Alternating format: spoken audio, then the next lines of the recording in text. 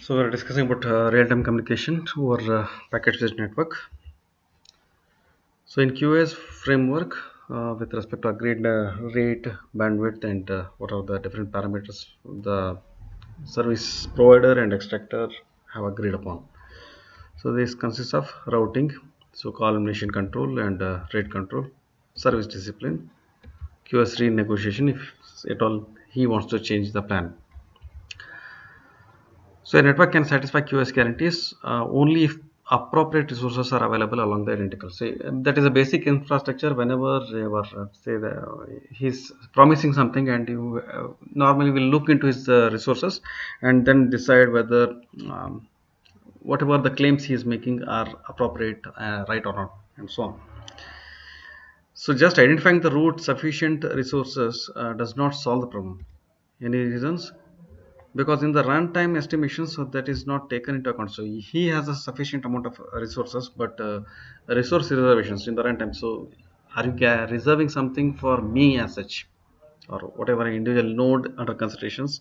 The traffic with respect to that, what is the available bandwidth or the jitter delay, whatever the different QoS parameters you can think of are promised with respect to reservations, or how much I will get out of the infrastructure whatever you have also becomes more prominent, and hence a term called as a reservation arrives over here. So resource reservation protocol, RSVP's protocol, was designed in 93 in Xerox Palo Alto Center, so some name.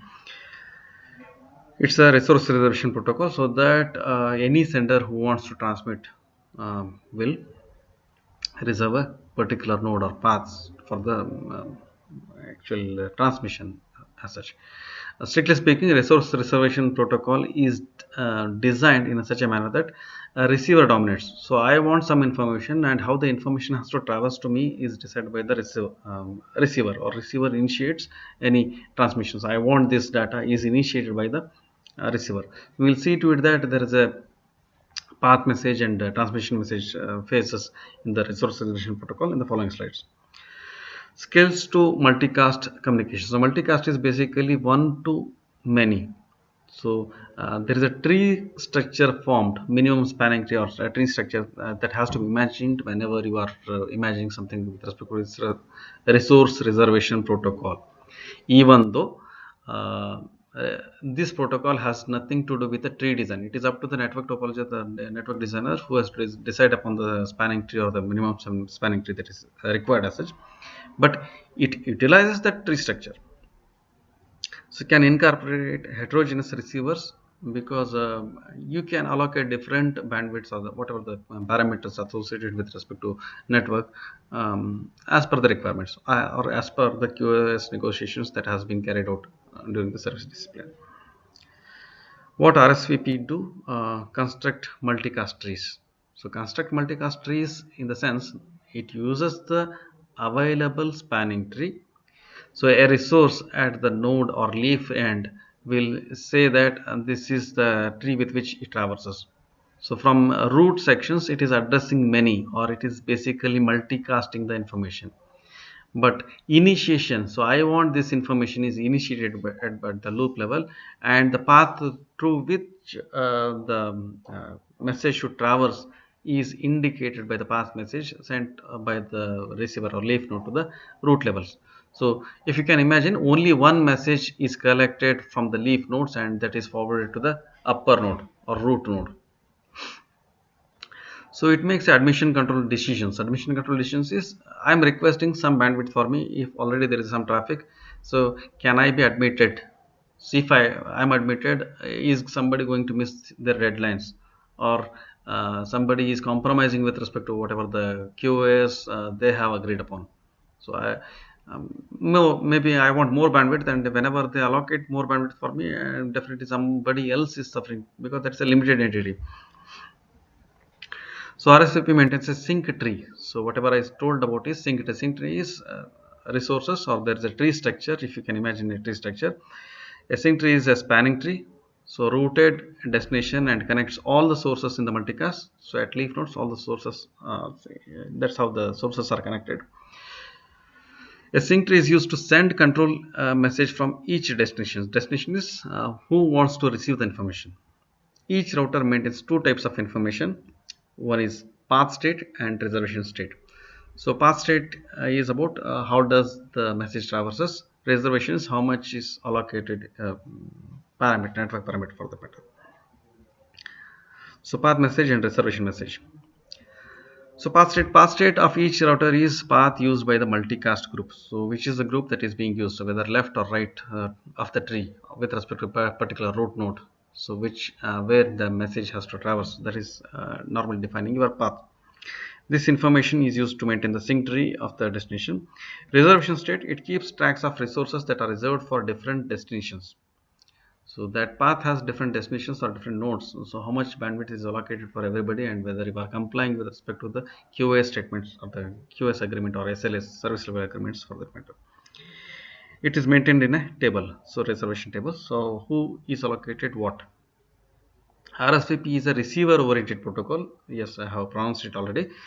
So each router can receive a message from downstream link. That means a leaf node will say that I want something. So to the multicast tree. So there is one addresser or the mentor to whom all the receiver nodes or one of the receiver nodes simultaneously, however they want it, so will receive that mentor or the root node. So in that again he transfers it. So there may be multiple requests, but it will go through as a single request to the higher node, the next root node. So traversing from downward or the leaf node to the root node as such. Each router passes only one reservation message to its upstream link. So all the but it collects all the requests from the downstream link. So there may be multiple requests. So tree structure, just imagine that. A path message is a control message sent by a source and forwarded by the routers in a multicast tree.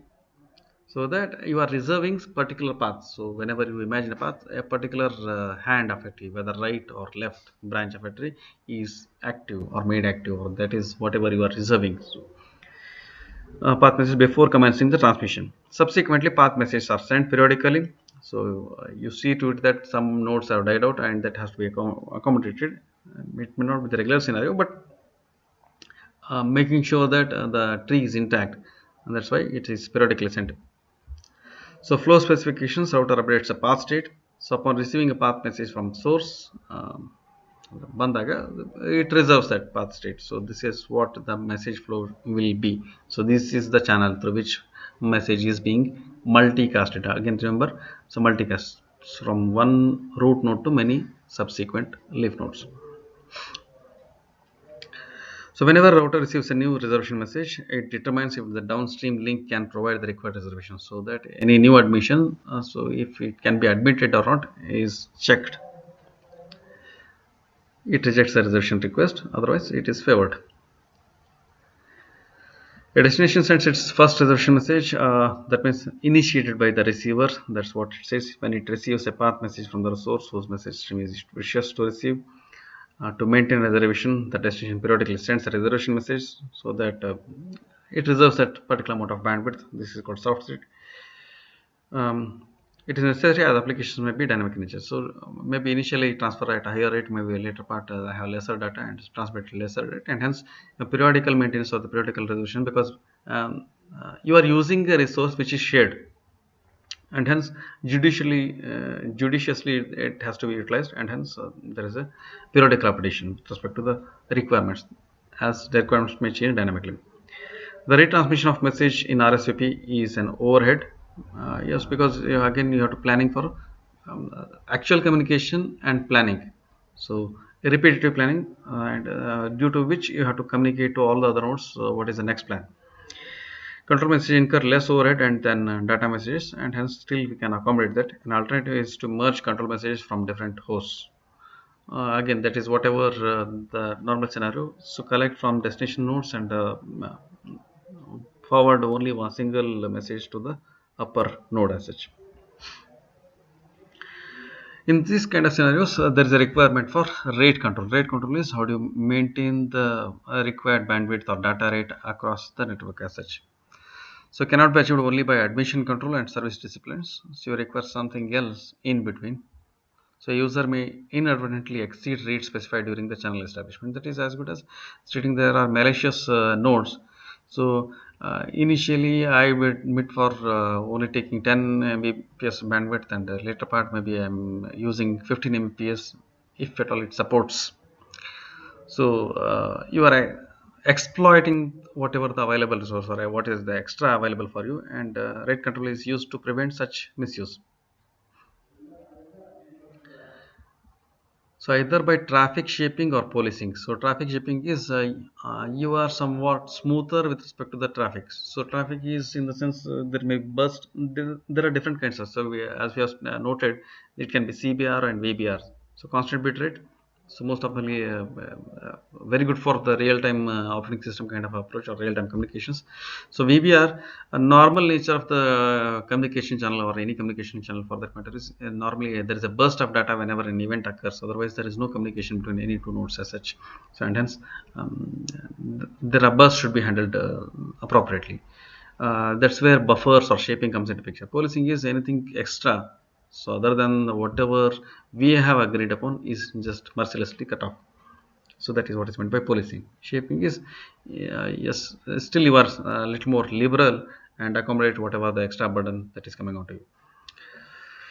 So depends on the type of applications and its specific QoS requirements. So that is whatever rate controls depends upon whatever the agreed upon quality of service requirements. There are algorithms with which you can accomplish this. One is such algorithm is token bucket with leaky rate control. So traffic shaping and policing differences. So objective buffers the packets that are above committed rates. So whenever you say that you can send only 10 MB or whatever the required amount of packets are sent per second, that is what is meant by rate. ಪ್ರತಿ ಸೆಕೆಂಡಿಗೆ ಒಂದು 10 packet ಕಳಿಸಿ ಅಂತ ಹೇಳ್ತಾರೆ. But if there are more packets, say that there are more than 10, say 15 packets, now it has an additional requirement or the storage is made available at that particular node so that it stores and forwards. So anything within a committed rate, yes, that is directly forwarded. Anything above that is store and forward. So that is how you are making that traffic shaping. So still the communication is intact or it follows on. So buffering, or there is a delay jitter that has been introduced due to the queue or FIFO storages as such, but you are not discarding the packets. That is what is important in shaping. Policing is basically we stated already, so you can send only 10 packets per second and you have sent more than 10, straight away the last 5 packets will go for the cutoff of the are discarded. Handling bus. So usually leaky bucket to delay traffic and achieving the smoothing effect. Leaky bucket is basically why you use a leaky bucket, or what is the concept of bucket? Basically there is a buffer, there is a sudden rush of packets. So normally the traffic is very less and hence we have not gone for the bandwidths. It is as good as stating that why you are not constructing highways for every village as such, because the traffic is very much less. If I say that so ಆಗೊಂದು ಚಕಡಿ ಈಗೊಂದು lorry, so if that is a scenario, then there is no point in constructing or investing so much onto that particular road. But occasionally maybe there is a what is that, jatra gitre ಅಂತ ತಿಳ್ಕೊಳ್ಳಿ, some celebration is happening and suddenly there is a rush in the traffic and you have to accommodate that particular, so then hence then you want to require having a buffering kind of architectures. Whenever you want to enter that particular village, you have to enter in a so only one vehicle at a time kind of stuff, so that requires a buffering. So somewhere some traffic light is holding some traffic, so that buffering is nothing but you can accommodate that additional packets and deliver them at the required rate. So whatever that particular lane or traffic can be accommodated over there. So maybe there is a 10 MB data, but my fiber says you can empty the bucket, or the allowed traffic rate is only 2 MB. So you buffer remaining 8 MBs, and as and when the channel becomes free for the transmission of those remaining packets, make it happen. So why it is possible or feasible? We are assuming that it's a burst data. It's not continuously 10 MB being transmitted. Occasionally there is a 10 MB. So whenever there is a burst of data, only the thing fails whenever immediately within before I have emptied the previous burst, new burst has occurred. So that is a rare case, and hence we can fairly assume that leaky packets of the congestion control protocol or the bursty kind of are suited for bursty environment as such. Policing, it propagates burst because there is no buffering. They go on until they reach a barrier. So whenever you reach a barricade, remaining packets are straight away discarded. What is the advantage we are getting with respect to traffic shaping? So whenever you said that packets are discarded, so ultimately the whatever the message has been sent will be meaningful only whenever you receive all the packets, and then some layer in your OSI model will reconstruct and state that this is what somebody has stated for you. That goes away. So and hence whenever you want to accomplish that, there is a acknowledgement loss and repetitive retransmissions that may happen in policing. So traffic shaping avoids retransmission due to dropped packets. So you continue and still receive whatever is transmitted at the transmitter end. So then what is achieved by policing is it avoids delay due to the queuing. So there were buffers, or every node has a buffer or queuing aspect. So now it adds to delays and jitters. If I want to avoid delays and jitter in my kind of traffic or whatever the applications we are using, they are more. I'm more concerned about delays and jitters. Then better go for policing. So data disadvantages can introduce delays due to queuing and can reduce throughput of the affected streams. So ultimately, it is the application with which you decide upon traffic shaping and policing. Ultimately, some way of traffic control or rate control is achieved by policing and shaping. Now, token bucket with leaky rate control. So, a bucket can hold up to a certain pre-specified tokens. So, I will just there may be many other slides with respect to that. Token bucket in ಹೇಳ್ತದೆ so token bucket will be holding some tokens. Whenever a transmitter wants to transmit something onto the channel, so he has to hold a token, and then only he can let his information rush into the channels as such. So there is a minimum token requirements or token replenishment happens. Token replenishment andre, so after every time duration, some periodically some tokens are being added to the bucket. So only whenever a transmitter has the token, he can transmit, and there is a token replenishment happens with respect to the buckets. If some transmitter wants to transmit and there are no tokens in the bucket, that means with respect to whatever the agreed queue is, so all the things are committed now. You have nothing to do except for waiting, or you can just get off. So with respect to that, a token bucket algorithm with a leaky control can be accommodated. Leaky is, so token consumption is what is normally stated as a leaky rate. So a bucket can hold up to a certain pre-specified number of tokens, say B. A new tokens are generated at a rate R tokens per second. So there is some token replenishment rate. When a new token is generated, if the bucket contains less than B tokens, it is added to the bucket. So that anyway, there is a replenishment. If it is more, so that token is not considered, or there are no that token is not added to bucket. Already a bucket is full of tokens. So a waiting packet is taken up for transmission only if there are at least one token in the bucket, so that you should get a token and then only you can transmit. If sufficient number of tokens are not present, then in that case of a shaper, the packet waits until the bucket has enough tokens. So that means wait until there should be some buffering, or you are holding that information. In case of a policer, a packet is discarded. So if you are going for a policing, so you are above the nominal value, and hence you cannot be permitted. You just discard whatever is above. So 10 can be transmitted, 5 if it is 15, so 5 are discarded. So once the transmission is complete, token is removed. Now, okay, after transmission of packet, okay, the maximum bus size possible is B. So why you are computing? So how much I can accommodate at any given instance? Say suddenly there is a rush of packets. ಅಷ್ಟಂತ ನಿಮಗೆ ಇರಬೇಕು. So then there is a average traffic, so that is R into T is your average traffic, and that can be burst, so plus B, that can enter network in any interval of time is these many R. So with respect to average rate of transmission, so then there is a burst. So you are buffering, if at all it is there, or bucket, it can be accommodated by a limit is set on the long term average rate at which packets enter a network.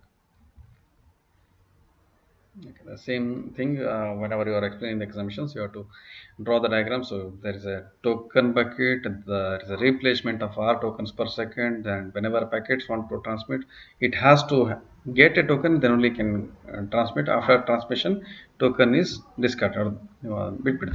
So you can transmit only whenever you have a token. Token always has to be got from the token bucket. A model of a packet switch network. So there is a switch delay and service discipline, and ultimately you enter a network. So to PC, you generated traffic and you are reaching the destination through switches. Every switch or router can be modeled by a queue. So that means ultimately switches, you are either splitting the bandwidth or combining it. You are dividing the traffic with respect to switch whenever you are having switch in your network as a network node. So it may have a buffering, so that it can accommodate some buffering over the packets of different flows complete for being forwarded and outgoing link as a queue.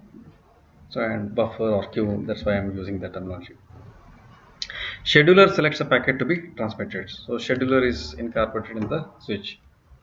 So based on some scheduling policy, again we had something like the priority of messages. So if that particular node has a higher priority, it will get a higher priority with bounded access. Some scheduling algorithm with which it is going for scheduling.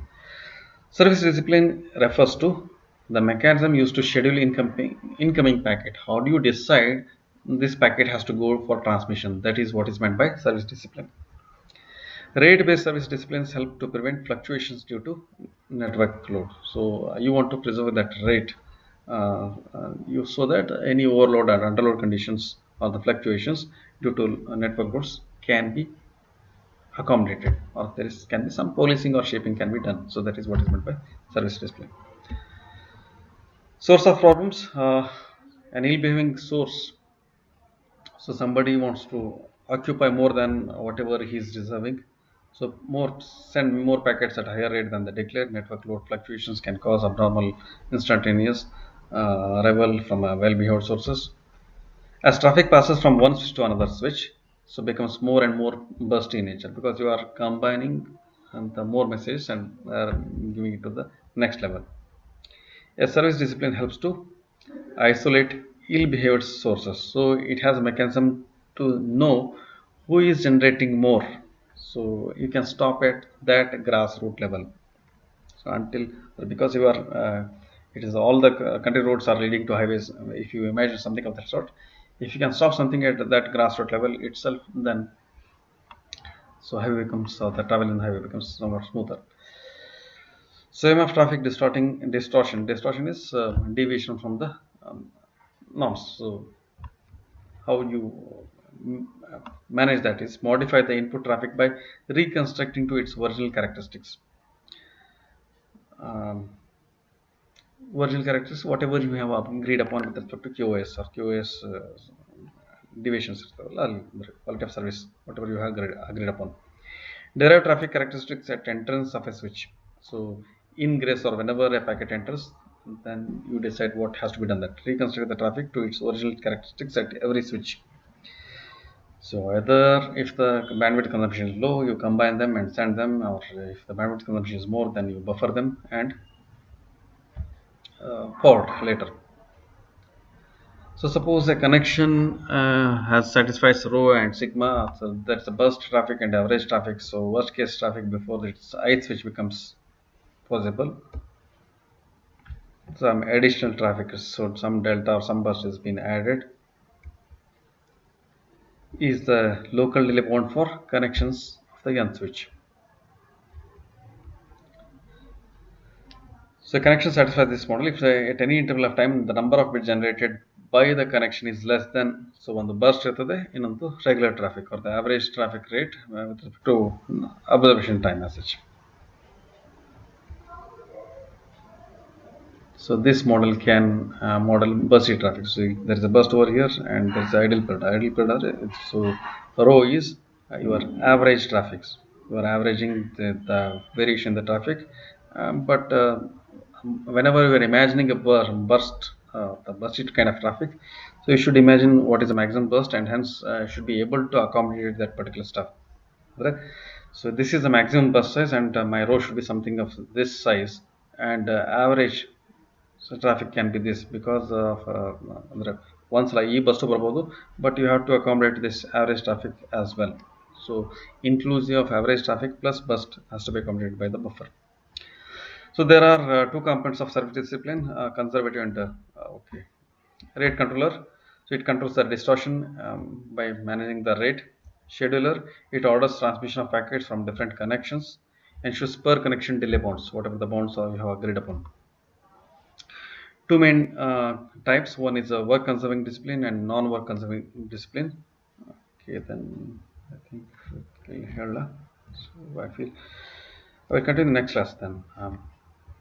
So work conserving and non-work conserving, this further 45.